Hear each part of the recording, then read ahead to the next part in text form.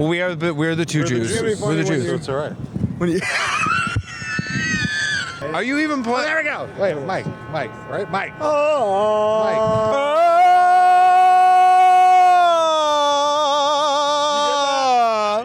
awesome. Yeah. Good Shabbos, friends. We are not Fest Wrestling. We are freezing our asses off. I'm sorry, I'm feeling very Jewish because MJF just won the world title. We have Jewish representation in pro wrestling. Love it. For the first time ever, were there previous Jewish pro wrestling champions? Goldberg. Oh, right. Right. That guy. Oh, yeah. The GOAT. The first Jewish AEW world champion.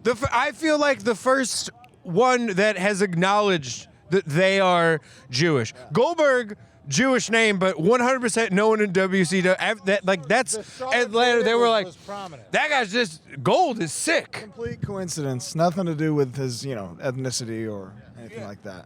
Here's what I would say about Goldberg. He gets a lot of shit, but for real, especially in the 90s, the only strong Jewish figure in media. That's a fair point. It's a fair point. I agree with you there. Well, we're here to talk about AEW Full Gear. We just watched it live. We're here at the Prudential Center. Post-show, like really right after the show. I'm a little tired. I'm zonked. I could use a nap. A little hungry. But I'm also... Yeah. We're verklempt. We're very verklempt. Verklempt. But let's go through the card a little bit. Go through the card. Yes. Okay, well, let's talk about what were your matches of the night. It's okay. It's too easy to say main event. So honestly, the match I was hottest for, Jamie Hayter versus Tony Storm. I've never been so fooled by near falls so many times in a row. It's a shame that Jamie needed the shenanigans to win, but ultimately she kind of didn't. But it was really like, God damn, Tony is fucking Iron Man here. She can't be killed. I almost feel bad for Tony because her title reign was overshadowed by Saraya, by Jamie Hayter Mania, but she did great. I love Tony too. What can you do in that scenario other than go with it? Tony. MJF party here. Here we go. They're all coming. We're all coming for MJF. If you know what I mean. Mm-hmm. What was your match? Or am I? Match that main event aside, I honestly, the Ring of Honor 4-way was fucking hot out of nowhere. What was your match of the night? The Blunt versus the Weed. Oh my God, the Blunt versus the Weed. They need each other. That's why it's so heartbreaking. I know. It's just two friends finally colliding. Yeah. Blunt turned on Weed and was like, "I'm tobacco only from now on." I vape now, motherfucker. I don't need you. Match of the night is me versus the highway on the way to my Me bed. versus the Glizzy is going to be match of the night in a few minutes here. I'll tell you what. I'm the Glizzy Goblin. I'll be gobbling Glizzies all night.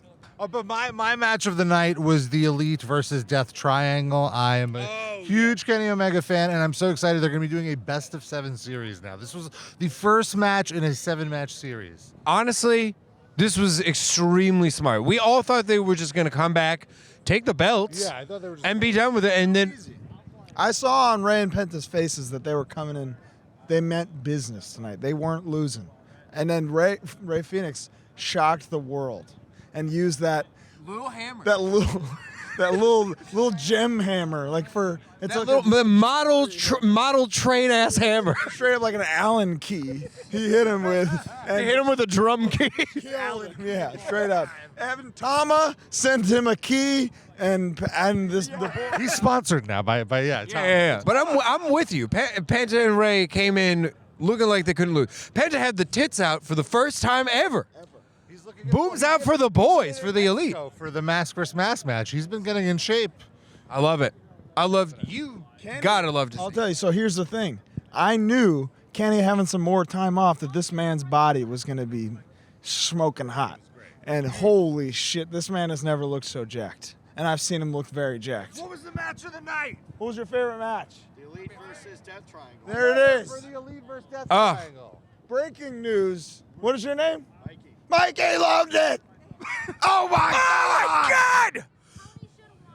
Oh, we have a Tony Whoa. Storm fan here. We have a Tony Storm fan. It's okay. Listen- I would agree with her, but we can't both be wrong. It was an unwinnable situation with that Yes, match. and the You sign had of to the capitalize on. I mean, the sign of the night was right here. Was our very own Jordan Olds with this beautiful sign representing our beautiful new Jewish champion. Greatest wrestling sign in the history of wrestling signs, I might say.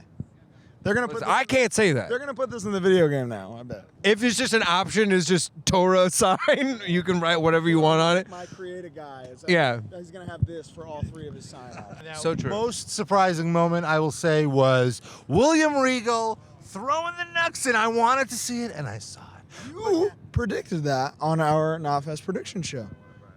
That was you. You brought that into the ether, and it happened.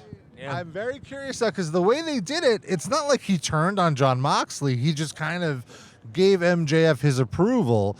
So it's going to be very interesting how he talks his way out of it. I'm very intrigued. Here's the thing: we all know MJF, not a guy that needs a manager at all. So I don't see William Regal filling that position for him.